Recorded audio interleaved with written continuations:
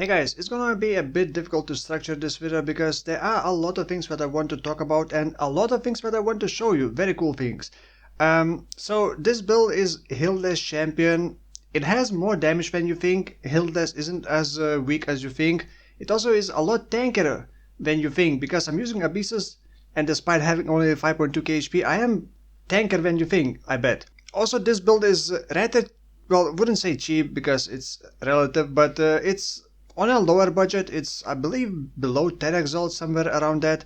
Probably below, depends on the market. And I'm pretty sure this is gonna get nerfed in some way or form because honestly, this is just too easy. The game is a bit too easy. I don't want to say that too loud, but it's a bit too easy. And normally at the start of the video I show some clips while talking over about the build.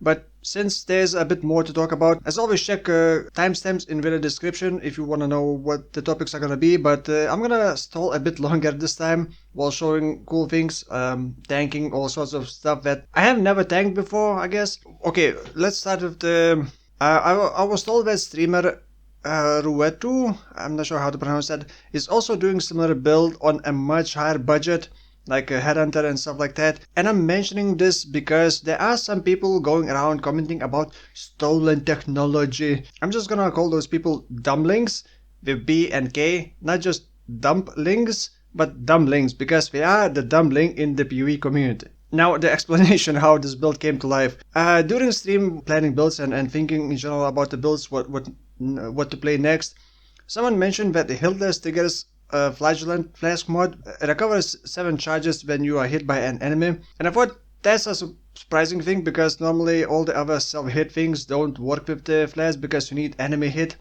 But after inspecting Hiltless, I realized that yeah, it's kind of the only thing that allows you to kind of force enemies to hit you. And that works well with the flasks.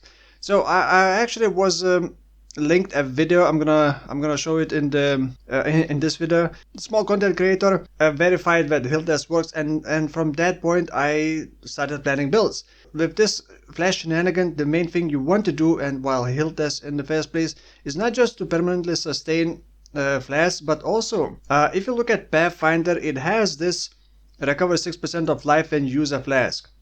Scion also has this, but at 4%, and it's not just life flask, it's any flask. The reason why I'm using Hiltless, it basically automates the flask and it speeds up the flask recovery so you can keep spamming and keep healing yourself. Champion also has that, and I planned like 3 builds, like the poison didn't look good with Pathfinder, then elemental Pathfinder didn't look good, then physical Scion didn't look good, then someone mentioned why not Champion, because you recover 25% of your life when you gain adrenaline. Then I thought, but it's 20-second cooldown.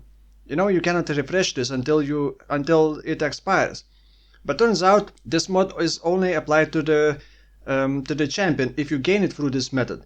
But you can still gain adrenaline through boots. So use the ward flask, which is iron flask, to gain ward. Then you break the ward with the Hiltless. Then you gain ward again.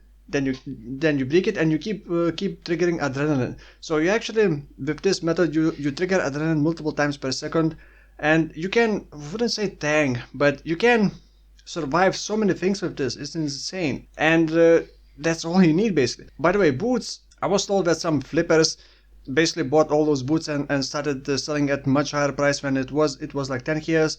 Then it became like 4 exalts, and now it's like 2.5 exalts. So yeah, screw you flippers. But you don't need those boots. If you are Pathfinder or Scion, you would even have more heal, but you would have less damage because Pathfinder and Scion doesn't really have much damage. Well, Scion probably has more damage than Pathfinder compared to Champion. Champion has a lot more damage and you don't need to worry about accuracy. Using Hiltless, you don't need to go overboard with the flask recovery rate.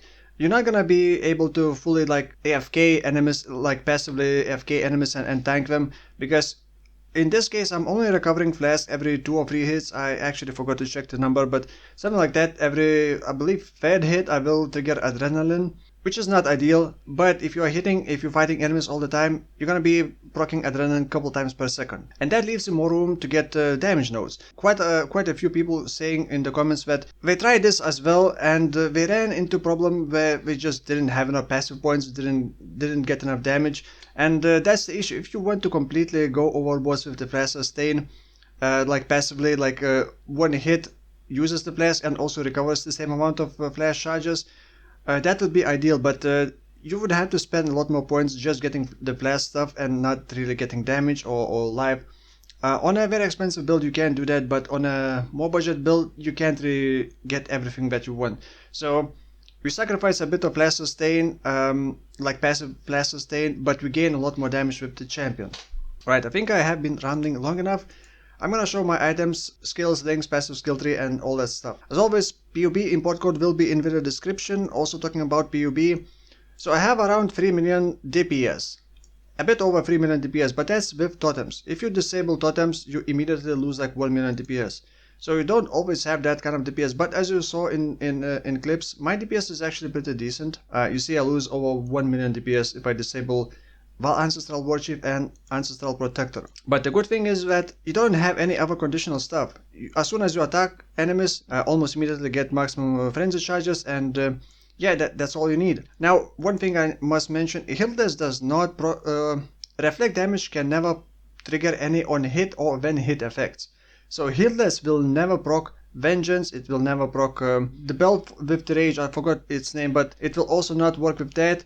Anything that you can think of, Hiltless will not trigger on hit except for the flasks. It does trigger cashman damage taken, but not on hit effects that requires you to just get hit and not like take certain amount of damage. Hiltless can actually be corrupted, and you want corruption. The best corruption is either Fortify Onslaught, those are very expensive, like we're talking 10-20 exalts, or you can get increased physical damage, because the weapon has a lot of flat damage but basically non-increased physical damage. So you want increased physical damage implicit. You can also Scourge that. I could not manage to get any good Scourge mod, but I bought this.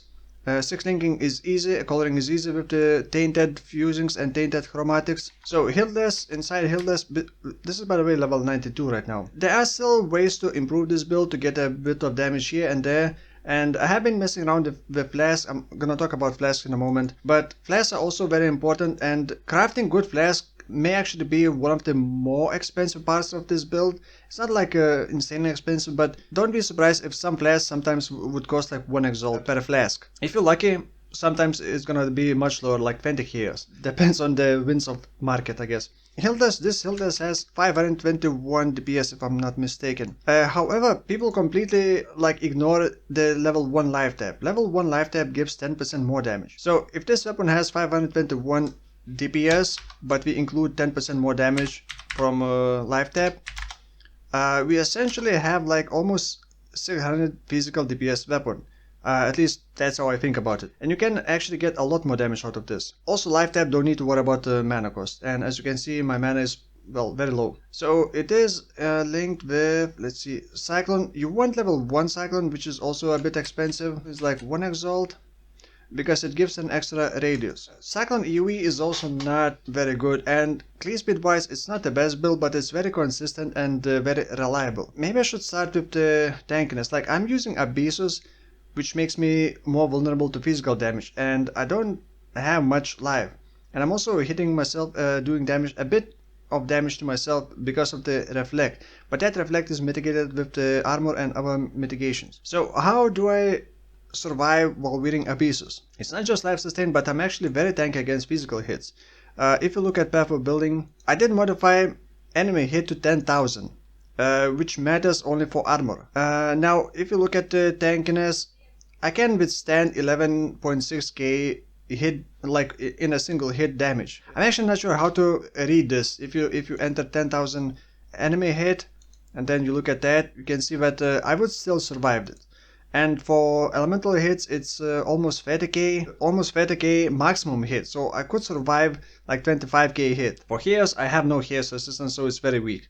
Heals can kill me. The way I'm surviving is a couple of things. Infused channeling gives me physical reduction, less damage taken from hits. Then we got Fortify, another less damage taken from hits. Then Adrenaline, additional physical damage reduction. Body armor has a bit, and torrent charges also give you mitigation against physical damage, not just hits. So if we stack all that together, you do get pretty decent damage mitigation against physicals. And on top of that, we also have a bunch of armor. And remember, all the flasks are active all the time. So it's like 12k armor. So yeah, tankiness is not really an issue. Obviously you would want to get more HP, because the more HP you get, the more that 25% is gonna recover and the more effective it's gonna be. Next, the body armor. I chose pretty simple, very typical body armor for attack builds, I guess, for attack crit builds. So for the build, the main thing is that other than life and resistances, you want a reduced flash charges used. 20% is maximum, you cannot increase it by, past that, and you cannot get it on implicit synthesize mode anymore. You can still get increased flash charge gained on the implicit synthesize, but you don't have to go overboard with that. So you definitely want that. Boots, of course, Olroth charge boost, that's what enables the champion version of this build. Amulet, you may need some intelligence, but you want life crit multi, flat piece damage, and you want increased AoE. You also want to get melee strike range on gloves, or if possible increased AoE, but melee strike range, I believe one melee strike range gives you 8% increased AoE for Cyclone. So it's better to get melee strike range, and if possible also try to craft increased AoE, but that's expensive. One thing is with Assassin's Mark on hit, it's not ideal, but intelligence helps a lot, saves me some passive points, and Steel Ring just gives a lot of damage. Minimum power charge is also helping a bit, and by the way, this is like 95 critical strike chance. Yeah, we don't need to worry about accuracy, because this is champion. Once we hit enemies, we taunt them. Enemies taunted by you cannot evade attacks. So now for the flask, the main thing is iron flask, and for the most flasks you want item level 85. The 7 charges does not need item level 85, but you want the additional effects to be as high as possible. So for example, this one, iron flask, gains 7 charges when you are hit by an enemy, and then I'm just gonna name the flask and then the mods. So iron flask, the main thing, diamond flask for crit and overall damage, granite, silver flask. I was previously using silver flask, and that was absolutely killing my FPS. I think it's because you are creating consecrated ground multiple times per second. So I replaced that with silver flask, and if you're using silver flask, the consecrated ground you create also makes you have 50% less or a reduced curse effect on you. So to counter or to match that, we also need this reduced effect of curse on you during flask effect. There are some different mods, like Quicksilver is not really a priority, but you still want to gain charges when you are hit and completely automated. There are many mods that you want. You are gonna be pretty much, wouldn't say immune to ailments, but you are gonna be removing all the ailments, including poison and bleed, when you hit enemies, when we proc the adrenaline basically. Ailments is not really an issue, but we still want some other modifiers like reduced curse effect on you, like attack speed, movement speed can also help. Additional resistance, this is actually very needed. Until you get enough resistances, you may actually need to use Bismuth Flask.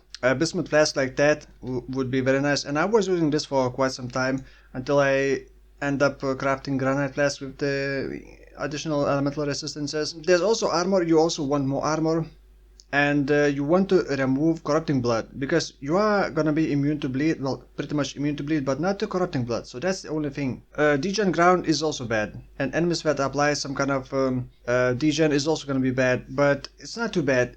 Since we don't have life flask, you kind of want to use some healing method. So Enduring Cry works very well. It recovers quite a bit of HP. It's actually 2000 life out of 5.2k HP. It's actually quite a lot of HP recovered through the Enduring Cry. Now, the body armor does not need to be 6 linked, but I actually, at first I thought I'm gonna be using Vengeance with like power charge on crit and then rage generation. By the way, there's a alt quality Vengeance, I don't quite remember which one, like 40 rage, 40% chance to gain 1 rage on a hit, and that does not have a cooldown, and you can hit multiple enemies.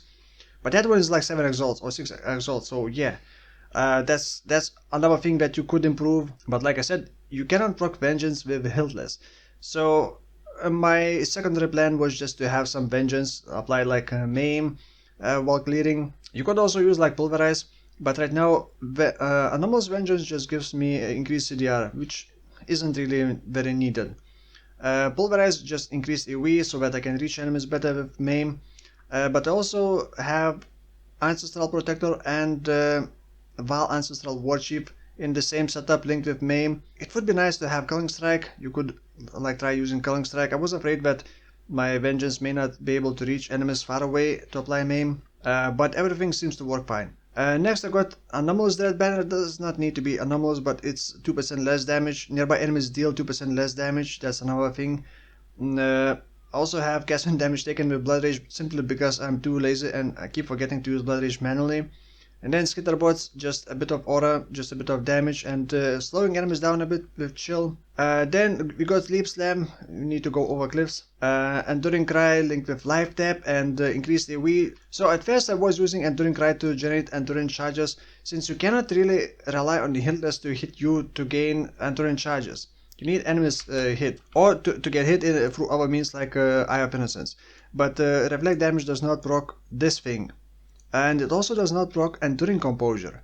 But in the end I decided to still use Enduring Composure because once enemies hit me at least once, I will after 3 seconds have 3 Endurance charges.